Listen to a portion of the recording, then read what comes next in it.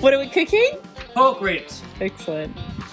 Right, so this is a rack of, they're actually spare ribs at this point. So what we're going to do, we're going to break these down into St. Louis cut ribs. These are what we serve up at the restaurant. And I'll quickly show you how to break them down. So these ribs are usually more meatier than the baby backs, but sometimes they are, sometimes they're not. These actually come from the bottom of the barrel of the pig. So what that means is the baby backs come off the top of the spine. These are the belly ribs that sit underneath. So what we're going to do, we're going to quickly prep these up. So what I usually like to do is start on the underside.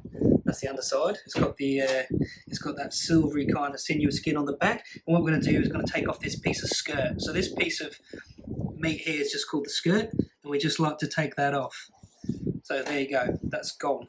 Then I'm just going to trim up some these random ribs. So I'm just going to take this rib off here because it's on a bit of an angle. Can't wait it out. Just a cup. Just a cup. Right, so just taking that off there. Now you can see how that is much more squared up.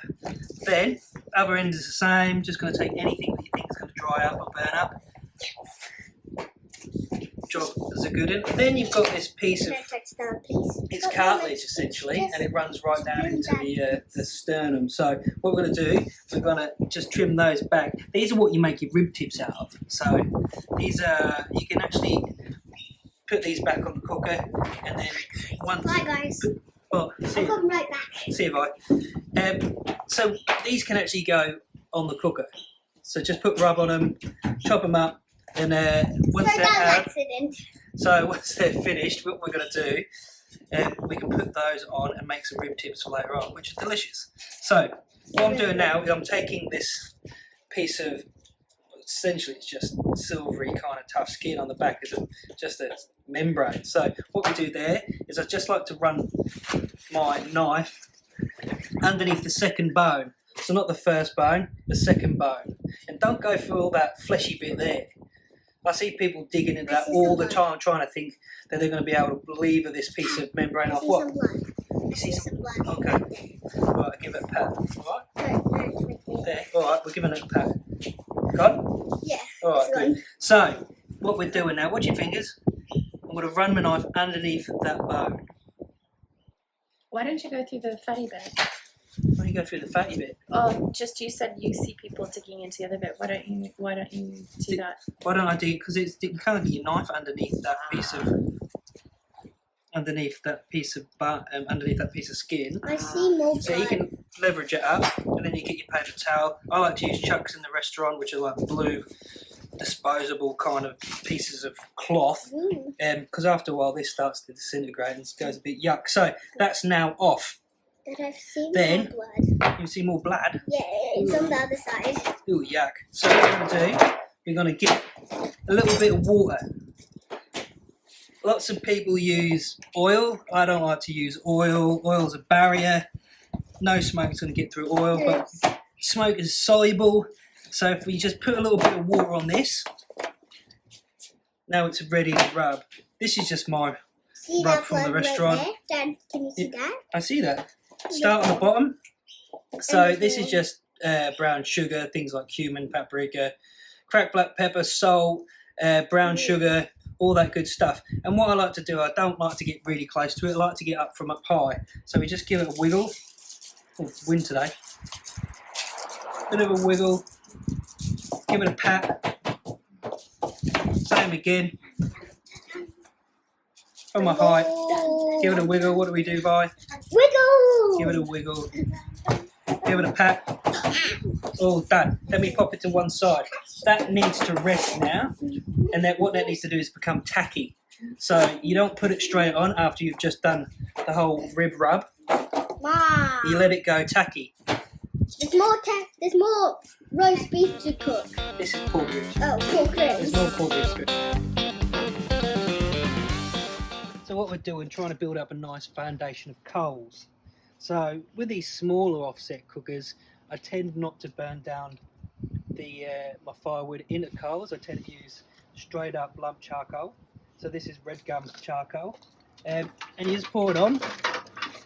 Give yourself a nice foundation of coals. This is purely for heat. This gives off very little flavour. This isn't about flavour this step. This is purely about your heat. So your flavour comes from your wood chunks. So I've just chopped up some of the firewood that we've got for our house. Yeah. So what we do, we just spread this out a little bit, and then we'll just pop a few chunks on. Can I put one in? No, baby girl, it's too hot. So I've got a few lumps there. So this is red gum. This is a hard wood. This is what we're going to be using as a smoke and flavour. So as this goes through the process, I'll start replacing these pieces of wood. Once they burn down in the coals, they're giving off very little flavour. So what we want to do is replace it. It'll start to combust. It'll start to smoke like it is now. And that's where you're going to get your lovely red gum smoky flavour from. So that's that. With this, I put in a little bowl. This is your water pan. This is just to get a little bit of moisture in the pit. Obviously, moisture in the pit gives you more smoky flavour. We just popped it in there. So I'm going to leave that there. The guys over at Barbecue Spits and Rotisseries have lent me this cooker to play with while I am in isolation. So what we'll do, we'll now add our ribs. Yeah. Can you hold So this well? there's one rack.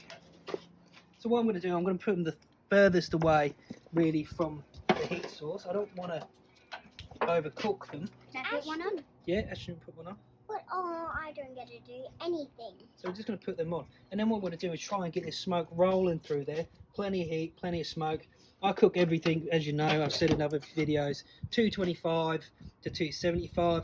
I'm going to try and nail these at 250 degrees Fahrenheit.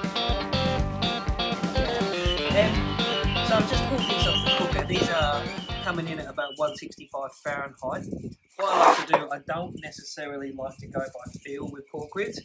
I like to use a thermometer, so I'm looking at 165 degrees Fahrenheit when I pull them off to be wrapped. So, and I'm also looking for this kind of beautiful kind of mahogany, deep mahogany colour.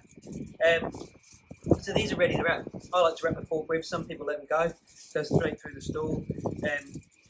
I'm always wrapped, so I'm going to continue to wrap. But I'll show you what I do. So essentially, I get a sheet of foil and we put it down.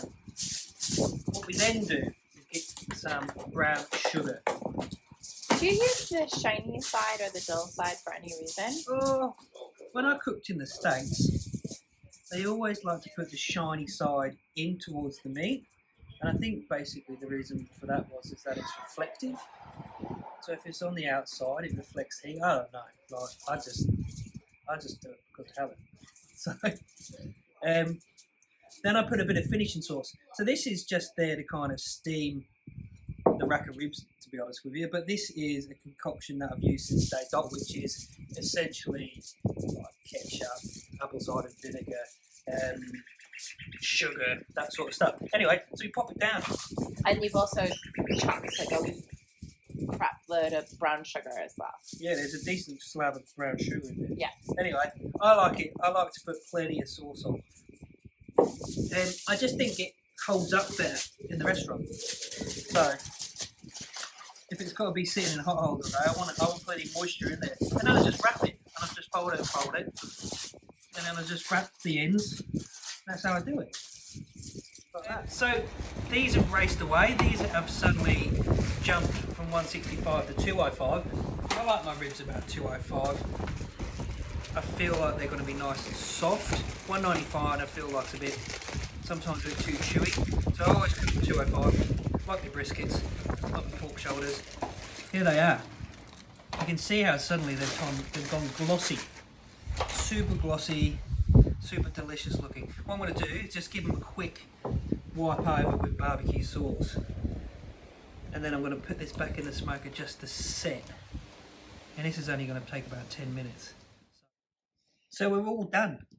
These have just come out the smoker and we just give them a quick glaze. The way I like to chop these up is basically flip the rack onto the fleshy side and get your knife. I've left me big slicer up at the restaurant, so I've just got a chef's knife right now, so we'll have to make do. But essentially, you flip it on to the flesh side down, you can see where the bone runs, so you can actually make really lovely cuts straight through for individual ribs. So That's essentially it. This is how we do it up at Red Gum. This is, I'm sure it's completely delicious. Let me just have a little try. Sorry, the reason I'm calling is that we would love to deliver food to you, and I just wanted to see if tonight was a night where you already had something prepared, or you could accept a delivery of some food from us. Wonderful. I'm glad that we could bring you just like a moment of ease or joy, so you don't have to cook dinner tonight. It's drop off time. So we're just going to drop off to this family. What's available?